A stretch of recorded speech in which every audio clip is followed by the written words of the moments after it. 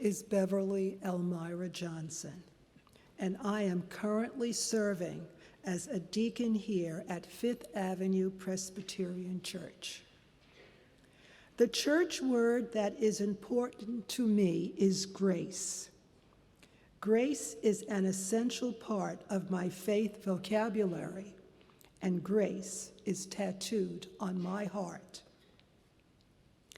Recently, one night, I was meditating on Psalm 84:11, focusing on the portion that reads, "The Lord will give grace."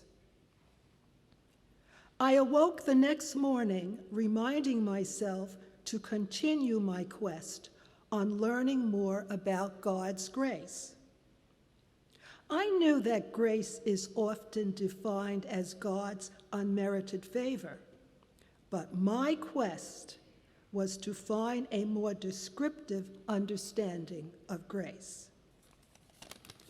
Then I read my emails. An invitation was extended to me to give my Lent testimony using one of the essential faith vocabulary words listed. I chose grace. Continuing on my spiritual inquiry, looking for new ways for me to understand more fully what is meant by grace, I looked through some reading materials at home and came up with the following. 1. Grace is God's goodness working in me and through me.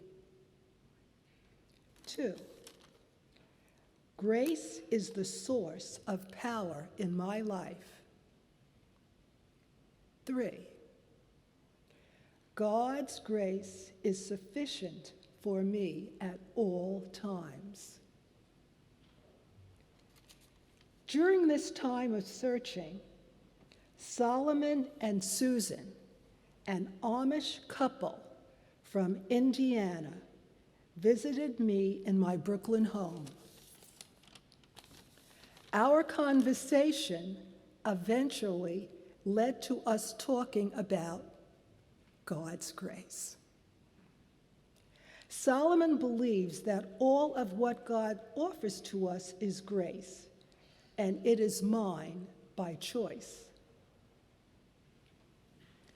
Reflecting on God's grace described in terms of goodness, power, and sufficiency that I discovered through my reading and Solomon's thoughts on the subject, I concluded that grace is God's love poured out in all of his actions that are directed towards me.